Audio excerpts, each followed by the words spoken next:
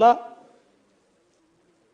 संविधानाच्या निर्मितीबद्दल, त्याच्या प्रक्रियेबद्दल, संविधानातल्या तरतुदीबद्दल वेगवेगळ्या प्रकारच्या चर्चा देखील या ठिकाणी झाल्या. काही चांगल्या गोष्टी देखील सांगण्यात आल्या. नानाभाऊंनी आत्ताच आम्हाला सल्ला दिला की कोणी याच्यावर राजकीय भाषण करू नये. नानाभाऊंनी अर्ध भाषण राजकीयच केलं, पण आम्हाला सल्ला दिला की राजकीय भाषण करू नका. पण आम्ही कमीत कमी राजकीय भाषण याच्यावर करणार आहोत. फक्त काही उत्तरं थोडी द्यावी लागतील तेवढीच देणार, बाकी संविधानावरच मला बोलायचं आहे. खरं तर भारताचं संविधान मी असं म्हणेन की जगातलं सर्वात चांगलं संविधान आहे.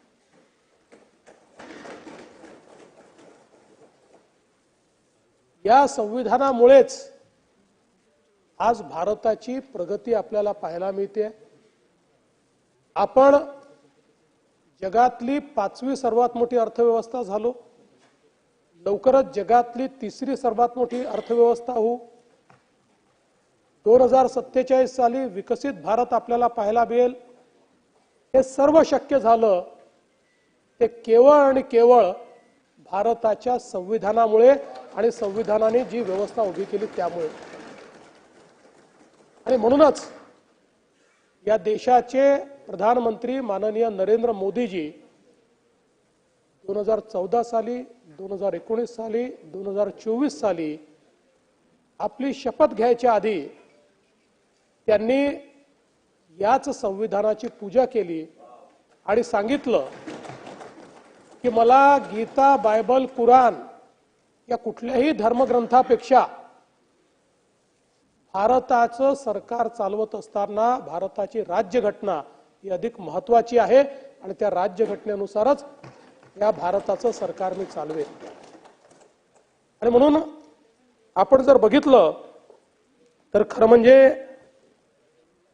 भारतीय संविधानाच्या या अमृत महोत्सवी वर्षामध्ये मी भारतीय संविधानालाही नमन करतो, संविधान सभेलाही नमन करतो आणि ज्यांचं सर्वाधिक कॉन्ट्रीब्युशन या संविधानाच्या निर्माणामध्ये आहे ते भारतरत्न डॉक्टर बाबासाहेब आंबेडकर यांना शतशः नमन करतो. या संविधानाने सामाजिक, आर्थिक आणि राजकीय क्रांती आणली. पण हे बाबासाहेबांनी बनवलेलं असल्यामुळे ही रक्तविरहित क्रांती या ठिकाणी झाली की ज्यामुळे एक मोठं परिवर्तन आपल्याला पाहायला मिळालं. आणि म्हणूनच मी या निमित्ताने एवढंच सांगू इच्छितो की हे संविधान तयार करत असताना जी उच्च भारतीय मूल्य आहेत त्या मूल्यांचा विचार करून त्याच्यावर आधारित अशा प्रकारचं संविधान हे भारतरत्न डॉक्टर बाबासाहेब आंबेडकरांनी तयार केलं. आपल्याला कल्पना आहे 1946 मध्ये ज्यावेळी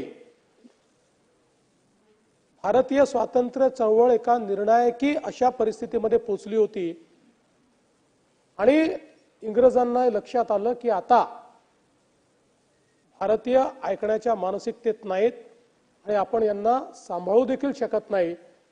अशा परिस्थितीमध्ये त्यांनी कॅबिनेट मिशन पाठवलं. या कॅबिनेट मिशन मध्ये 3 मंत्री होते, पेथिक लॅजवेन्स, स्टेफर्ड क्रिप्स आणि एव्ही अलेक्झांडर. आणि या कॅबिनेट मिशनने इथे येऊन रिपोर्ट दिला आणि निर्णय घेतला की भारताला स्वतंत्र करायचं असेल तर स्वतंत्र भारताचं संविधान तयार करावं लागेल आणि त्यामुळे भारतीय नेतृत्वाशी चर्चा करून कॉन्स्टिट्युएंट असेंब्ली म्हणजे संविधान सभा ही निर्माण करण्याचा निर्णय हा त्यावेळी घेण्यात आला. त्यापूर्वी आपल्याला माहिती आहे की गव्हर्नमेंट ऑफ इंडिया ऍक्ट 1935 1935 चा जो कायदा होता एक प्रकारचे संविधानच होतं, पण ते इंग्रजी राज्य चालवण्याकरता आणि ते राज्य चालवण्यात भारतीयांचा सहभाग असला पाहिजे अशा पद्धतीने तयार केलेलं ते संविधान होतं. अनेक लोक असं म्हणतात की हे संविधानच नंतर आपण पुढे संविधानामध्ये परिवर्तित केलं, पण हे सत्य नाही. आपण जर बघितलं तर काळजीपूर्वक या संविधान सभेने एकेका आर्टिकलवर दिवस दिवस चर्चा केली आहे, एकेका शब्दावर चर्चा केली आहे आणि त्यानंतर त्याला स्वीकारलेलं आहे. आणि म्हणून अतिशय बारीक बारीक गोष्टींचा विचार करून तयार केलेलं हे संविधान आहे. या संविधान सभेनं आपलं कामकाज 165 दिवस आणि 11 तास चालवलं. पहिली बैठक ही 9 डिसेंबर 1946 ला झाली आणि 24 जानेवारी 1950 रोजी शेवटची बैठक या संविधान सभेची झाली. खरं तर 26 नोव्हेंबर 1949 ला हे संविधान आपण एक प्रकारे स्वीकारलं आणि 26 जानेवारी 1950 ला संविधान आपण लागू केलं. जवळजवळ आपल्याला माहिती आहे की या सगळ्या प्रक्रियेमध्ये 3 वर्ष म्हणजे 3 वर्षाला काही दिवस कमी इतक्या कालावधीत हे सगळं काम त्या ठिकाणी चाललं होतं. जगाच्या पाठीवर जेवढी संविधान आहेत त्या संविधानांमध्ये सर्वाधिक प्रदीर्घ काळ ज्या कॉन्स्टिट्युएंट असेंब्लीने काम केलेलं आहे, ज्या संविधान सभेने काम केलेलं आहे, ती ही भारताची संविधान सभा होती की ज्यांनी अशा प्रकारचं आपलं हे संविधान या ठिकाणी निर्माण केलं. या कॉन्स्टिट्युएंट असेंब्लीमध्ये 389 सदस्य होते. त्यातले 292 सदस्य हे प्रॉव्हिन्शियल असेंब्लीतनं निवडून आले होते. 93 सदस्य हे जे काही आपल्या संस्था होत्या त्या संस्थानिकांचे होते आणि 4 जण हे चीफ कमिशनर अशा नावाचे जे कॉन्स्टिट्युएन्सी ती त्यातनं निवडून आले होते. त्यानंतर आपल्याला कल्पना आहे की पाकिस्तान स्वतंत्र झाल्यानंतर पाकिस्तानची संविधान सभा वेगळी झाली आणि आपली संविधान सभा त्या ठिकाणी वेगळी झाली. खरं म्हणजे भारतरत्न डॉक्टर बाबासाहेब आंबेडकर पहिल्यांदा या संविधान सभेकरता मुंबईतनं निवडणूक लढले. त्यांना आपण निवडून येऊ दिलं नाही. मग ते बांगलादेशमध्ये त्यांच्याकरता, बांगलादेश नाही तेव्हा भारत अखंड होता, त्या ठिकाणी मंडल नावाचे एक निवडून आलेले प्रतिनिधी होते. त्यांनी डॉक्टर बाबासाहेब आंबेडकरांकरता आपली जागा रिकामी केली.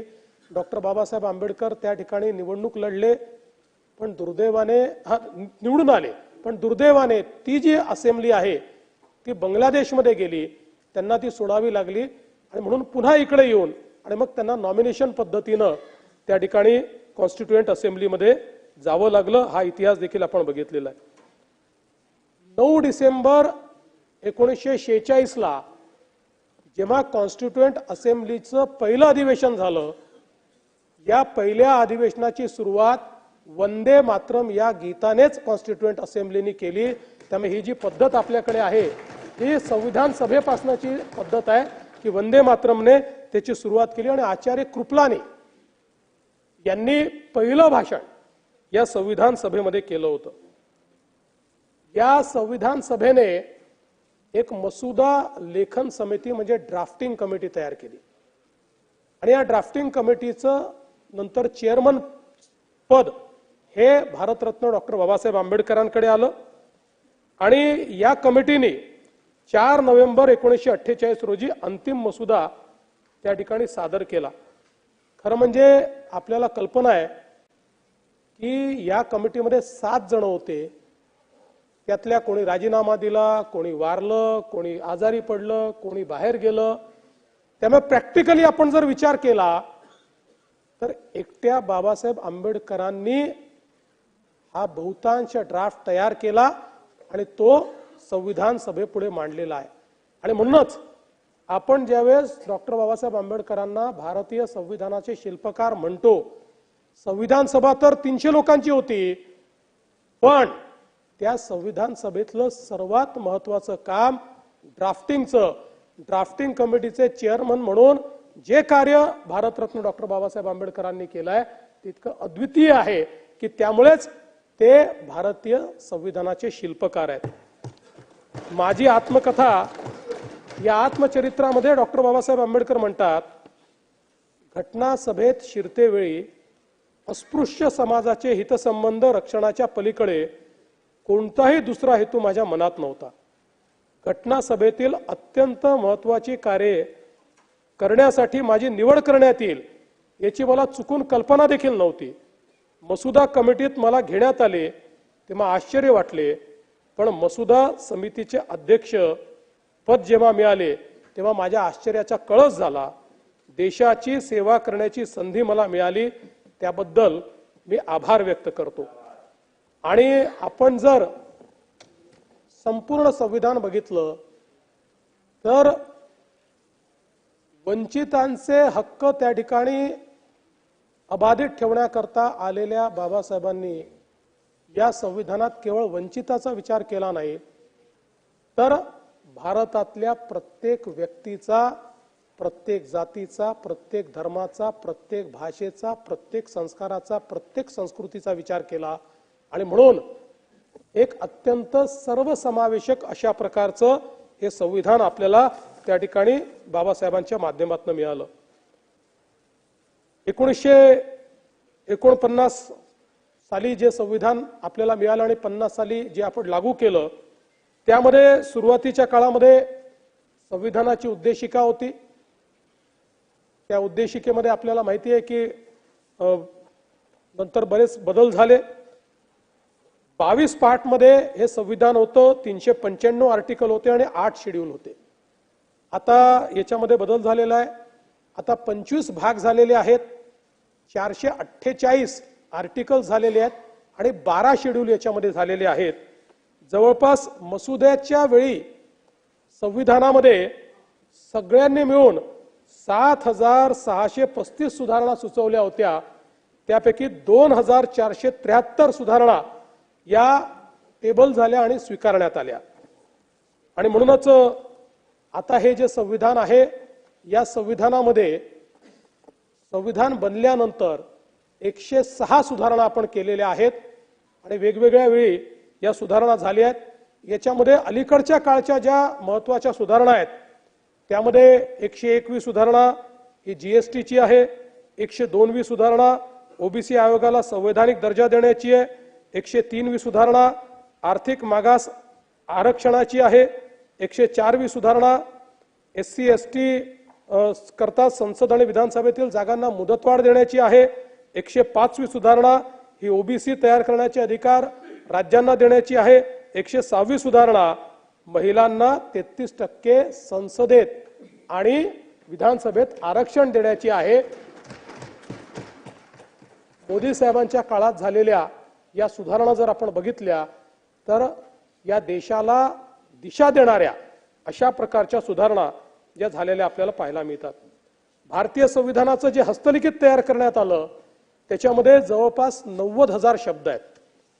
प्रेम बिहारी नारायण रायजादा यांनी कॅलिग्राफीने ते लिहिलेलं आहे. ही जी मूळ प्रत आहे हँड रिटन आहे, कॅलिग्राफीने लिहिलेली प्रत आहे. त्याकरता त्यांना 6 महिने लागले आणि नंदलाल बोस यांनी त्याच्या सजावटीचं काम केलंय. आणि सिंधू घाटीपासनं तर स्वातंत्र्याच्या चळवळीपर्यंत जे काही आपला इतिहास आहे या इतिहासाची आरेखनं ही या संविधानावर रेखाटलेली आपल्याला पाहायला मिळते. आणि ही जी मूळ प्रिंट आहे ही हेलियम केसमध्ये आजही संसदेच्या लायब्ररीत ठेवण्यात आलेली आहे. खरं तर हे संविधान आपण स्वीकारलं ते गुलामगिरीची मानसिकता तोडून भारतीयत्व स्वीकारण्याकरता हे संविधान आपण स्वीकारलं. ब्रिटिशांचा क्राऊन निघाला आणि त्याची जागा अशोक चक्राने घेतली. हा महत्त्वाचा बदल या संविधानाने या ठिकाणी केला. आणि भारतीय समाज हा वेगवेगळ्या संस्कृतींनी ओळखला जातो. विविधतेतील एकता हे भारतीय समाजाचं वैशिष्ट्य आहे. ते वैशिष्ट्य अधोरेखित करणारं हे संविधान आज आपल्याला या ठिकाणी पाहायला मिळतं. आणि म्हणूनच या निमित्ताने 1916 साली कोलंबिया विद्यापीठात एका अँथ्रोपोलॉजी सेमिनारमध्ये बोलत असताना भारतरत्न डॉक्टर बाबासाहेब आंबेडकर म्हणाले, it is a unity of culture that is the basis of homogeneity. Taking this for granted, I venture to say that there is no country that can rival the Indian peninsula with respect to the unity of its culture. It is not only a geographical unity, but it has over and above all a deeper and a much more fundamental unity. The indubitable cultural unity that covers the land from end to end. आणि मला असं वाटतं की ही जी भारताची एक क्षमता होती, ही जी एक सांस्कृतिक एकता होती, तीच सांस्कृतिक एकता भारतरत्न डॉक्टर बाबासाहेब आंबेडकरांनी विचारात घेऊन त्याला राजकीय एकतेमध्ये कसं परिवर्तित करता येईल हा प्रयत्न या संविधानाच्या माध्यमातून केलाय. आणि म्हणूनच मला असं वाटतं की या संविधानाची जी काही रचना भारतरत्न डॉक्टर बाबासाहेब आंबेडकरांनी केली आहे त्याच्यामध्ये आपलं जे समृद्ध राष्ट्रीय जीवन आहे त्या समृद्ध राष्ट्रीय जीवनाचं रिफ्लेक्शन त्यांनी करत असताना ज्या या समृद्ध राष्ट्रीय जीवनाला रूढी आणि परंपरा छेद घालत होत्या त्यांना संपवण्याचं काम देखील याच संविधानाच्या माध्यमातून त्यांनी केलं. आणि म्हणूनच मला असं वाटतं की आपल्याला या संविधानामध्ये सगळ्या गोष्टी पाहायला मिळतात. धर्मनिरपेक्षताही पाहायला मिळते आणि त्याच वेळी धार्मिक रीतिरिवाजांचं संरक्षणही याच्यामध्ये आपल्याला पाहायला मिळतं. या संविधानामध्ये शाश्वत भारताचा आत्मा देखील आपल्याला पाहायला मिळतो आणि पर्यावरणाच्या प्रति शाश्वत दृष्टिकोन देखील याच संविधानामध्ये आपल्याला पाहायला मिळतो. मानवी जीवनाच्या मुक्तीचा जो काही क्षण आहे तिथपर्यंत मानवी जीवनात ज्या ज्या गोष्टी घडतात त्या प्रत्येक गोष्टीला डिग्निटी मिळाली पाहिजे अशा प्रकारचा प्रयत्न करणारं हे संविधान आपल्याला या ठिकाणी पाहायला मिळतं. खरं तर आपल्याला याची कल्पना आहे की भारत हा सांस्कृतिक दृष्ट्या नेहमी एक राहिलेला आहे. आपण जर भारताचा इतिहास बघितला तर राजे बदलले. अनेक वेळा जेव्हा भारत स्वतंत्र झाला तर 542 वेगवेगळ्या प्रकारच्या त्या ठिकाणी संस्थानं होती. ही संस्थानं ही राजकीय व्यवस्था होती, सांस्कृतिक व्यवस्था नव्हती. सांस्कृतिक व्यवस्थेत दक्षिणेपासून उत्तरेपर्यंत आणि पूर्वेपासून पश्चिमेपर्यंत भारत नेहमीच एक राहिला. आपल्या संस्कृती, आपल्या प्रथा, परंपरा ते ज्याला सुप्रीम कोर्टाने हिंदू वे ऑफ लाईफ म्हटलेलं आहे, ज्याला सिंधू संस्कृती म्हटलेलं आहे. ही सिंधू संस्कृती, ही भारतीय जीवन पद्धती, राजकीय नेते बदलले, राजकीय राजे बदलले, अनेक वेळा खंडखंडामध्ये भारताचं राजकीय नेतृत्व गेलं, पण समाज मात्र एक राहिला, त्यांच्या परंपरा एक राहिल्या, त्यांच्यातला पारस्परिक भाव एक राहिला. आणि म्हणूनच ही जी काही सांस्कृतिक एकता होती, ही सांस्कृतिक एकता ज्यावेळेस या देशावर राजकीय अशा प्रकारची व्यवस्था तयार करायची आहे, गव्हर्नन्सची व्यवस्था तयार करायची आहे, त्यावेळी त्या गव्हर्नन्समध्ये आपण एकसंघ कसे राहू शकू याचा विचार करणारं अशा प्रकारचं हे संविधान आपल्याला पाहायला मिळतं. आणि म्हणूनच याच्यातली सगळ्यात महत्त्वाची काय असेल तर